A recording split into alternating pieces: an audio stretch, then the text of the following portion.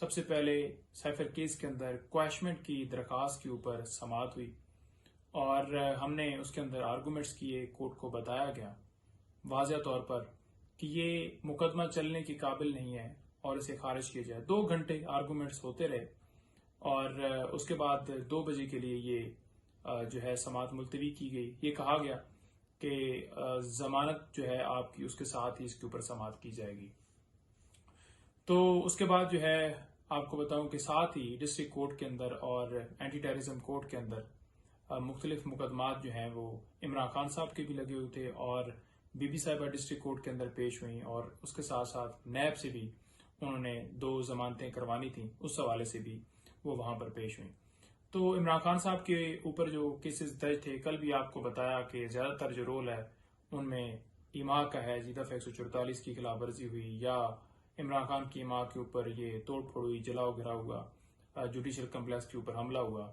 और इसी तरह के इसी नोयत के वो केसेस वो चल रहे थे। तो उनमें इमरान खान साहब की जो जमानतें हैं वो इस बुनियाद के ऊपर खारिज हुई कि खान साहब अदालत में पेश नहीं हुए। आज दोबारा इस्तदा की है कि ये जमानतें तो इस्लामाबाद हाई कोर्ट ने बहाल कर दी, तो इमरान खान साहब को प्रोड्यूस किया जाए और ये इंतजामिया का काम है कि वो सिक्योरिटी प्रोवाइड करें और इमरान खान साहब को जो है अदालत में पेश किया जाए। जब उनके ऊपर वजीराबाद में हमला हुआ, उनके ऊपर जुडिशल कम्प्लेक्स के जब पेशी थी उनकी, उस वक्त जो हमला हुआ और उसके साथ साथ दीगर चीजें भी बताई गई, उस वक्त जो है वाज़ेह तौर पर वारंट भी निकाले जाते थे कि इमरान खान साहब पेश हों, हर सूरत आए, जैसे भी हो। हालांकि सिक्योरिटी जो है वो भी सरकार की तरफ से प्रोवाइड नहीं थी और वो अपनी सिक्योरिटी में आते थे और बेशुमार केसेस में वो पेश होते रहे। उनकी तकरीबन यानी कि लास्ट अगर 2-3 महीने देखे जाए तो 200 के करीब उनकी पेशियां होंगी मुख्तलिफ मुकदमात में और इससे भी ज्यादा की जा सकती हैं क्योंकि इतने ज्यादा मुकदमात उनके ऊपर बनाया गया कि आए रोज पेश होना पड़ता था और 10, 15, 20, 25 ये रफ्तार रहती थी। तो लिहाजा उनको जो है उस वक्त जबरदस्ती मजबूर किया गया और वो पेश भी होते रहे। तो अब जो है उनको एक बहाना बनाया जा रहा है तो सरकार सिक्योरिटी प्रोवाइड करे, तो लिहाजा उसके ऊपर हमने सदा की है। अब देखते हैं कि अदालत क्या कहती है। रिकॉर्ड जो है वो डिस्ट्रिक्ट कोर्ट के अंदर जो है नहीं आया हुआ था और ये कहा गया कि रिकॉर्ड लाया जाए। तो खैर उसके अंदर डेट जो है वो अर्जन हो गई है और उसके साथ साथ एंटी टेररिज्म कोर्ट के अंदर भी इसी तरह से 3 जो है इमरान खान साहब की, ये टोटल 9 प्री अरेस्ट बेल्स थी जो आई लगी हुई थी उनकी। साथ साथ ये हुआ कि जो बीबी साहब हैं उनकी जो है वो एक तो बेल यहाँ पर लगी हुई थी डिस्ट्रिक्ट कोर्ट के अंदर तोशाखाना केस के अंदर जेली रसीदों के हवाले से एक FIR बोगस दर्ज हुई। आप ये देख लें कि तोशाखाना की कितनी प्रोसीडिंग चल रही है। एक नैब के अंदर है जी, एक वो इलेक्शन कमीशन ने जो है वो जो वहां पर जो है वो स्पीकर की तरफ से रेफरेंस भिजवाया गया था और कंप्लेंट फाइल हुई और खान साहब को सजा हुई। वो एक ये जेली रसीदों के हवाले से भी इमरान खान साहब के ऊपर, बीबी साहिबा के ऊपर ये मुकदमा दर्ज है। हालांकि कानून ये है कि कोई भी अगर एक्ट होता है क्रिमिनल तो उसके ऊपर एक FIR दर्ज होगी, एक जो है केस होगा। ये नहीं होगा कि मुख्तलिफ जगहों पर एक ही जो केस है उसके रिलेटेड मुख्तलिफ केस बना दी जाए, मुख्तलिफ FIR दर्ज कर दी जाए। तो खैर वो वहां पर पेश हुई और उसके साथ साथ उन्होंने 2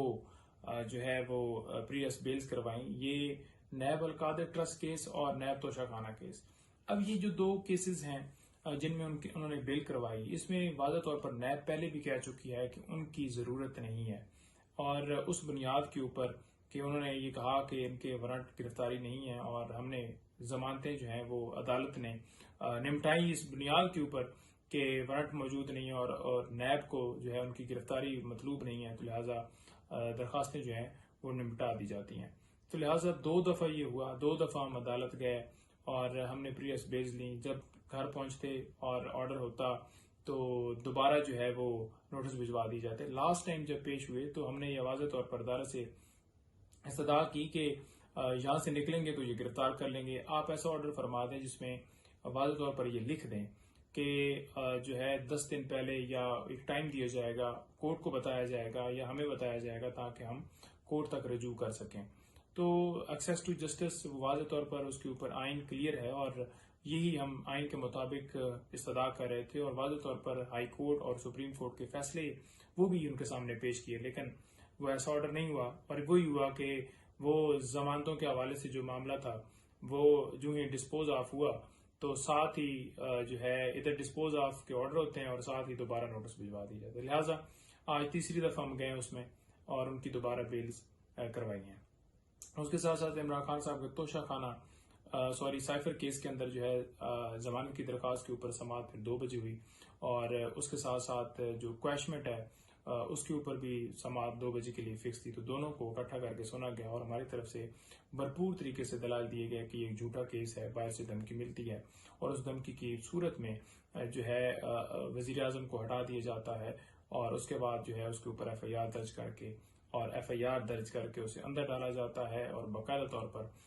अमेरिका को ये भिजवाई जाती है FIR कि ये नहीं जी, आपने तो सिर्फ ये कहा था कि हम जो है उस वजीर आजम को हटाएं, अब हमने उसके ऊपर FIR भी दर्ज कर दीजिए और उसके साथ साथ जो है उसे अंदर भी डाल दिए और वहां पर कैमरे भी लगा रहे हैं जो वॉच कर रहे हैं, जो आपने देखे भी कि कैमरे लगे हुए। तो ये बाकायदा तौर पर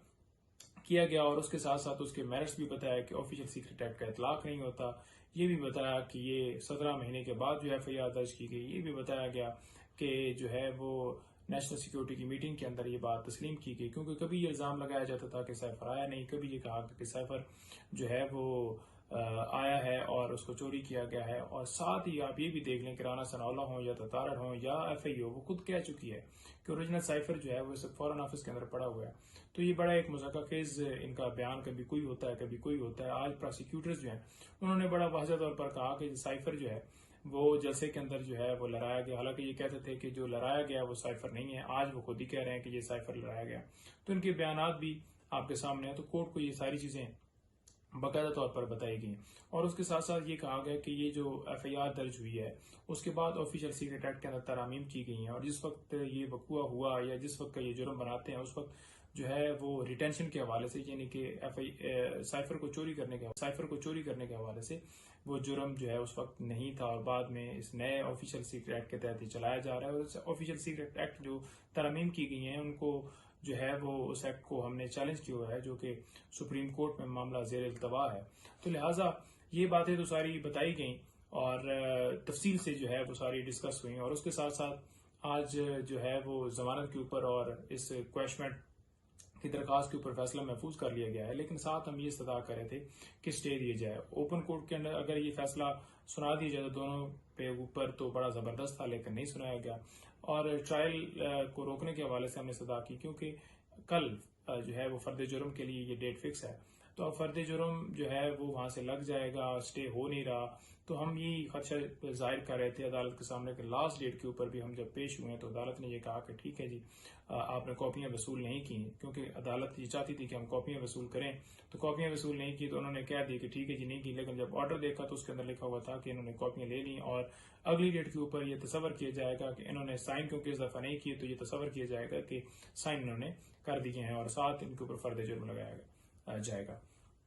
तो खैर जो है वो मामला जो है वो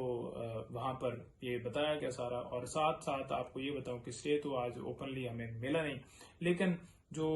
ट्रायल जो है वो कोर्ट, जैसे आपको पता है अदालत जो है शिफ्ट की गई वहां पर अडयाला जेल के अंदर या पहले अटक जेल के अंदर, तो उसको बेसिकली हमने चैलेंज किया हुआ था। तो आज अदालत ने बड़ा उसके अंदर जो फैसला दिया है वो देख के वो बड़ी अजीब एक हंसी आती है कि ये किस तरह से मुल्क के अंदर जो है इंसाफ के तकाजे पूरे किए जा रहे हैं। कि एक तरफ हम ये कह रहे हैं कि जो नोटिफिकेशन किया गया उसको कलअदम करा दिया जाए और अदालत ये उसके अंदर जो है ऑब्जर्वेशन दे रही है कि कोई किसी तरह से हमें बदनीति नजर नहीं आती सरकार की तरफ से, क्योंकि सिक्योरिटी के खदशात तो ये खुद कहते थे। हम तो ये कहते थे सिक्योरिटी के खदशात हैं, लेकिन हमें क्यों फिर मजबूर किया गया? फिर जमान पार्क के अंदर अदालत लगाई जाती है, क्या अदालत शिफ्ट की गई? तो अब क्यों की जा रही है जब उस वक्त हमें सिक्योरिटी भी नहीं दी गई और हम अपनी सिक्योरिटी लेकर हर रोज हाई कोर्ट में, डिस्ट्रिक्ट कोर्ट में जो यानी कि जो जुडिशियल कम्प्लेक्स है वहां पर और लाहौर और हर जगह पर पेश होते रहे। तो फिर ये तो जो है वो यूं समझ लें कि सरकार को जो है आप इस फैसले के जरिए उनको एंडोर्स कर रहे हैं और उनकी जो है वो उनकी तस्दीक कर रहे हैं कि ठीक है जी हम भी आपके साथ हैं। तो लिहाजा अगर ये फैसला ही यही देना था तो ये पहले दे दिया जाता था कि हम इस्लामाबाद हाई कोर्ट से जो है जो फैसला होता हम ऊपर लेकर जाते, उसे चैलेंज करते।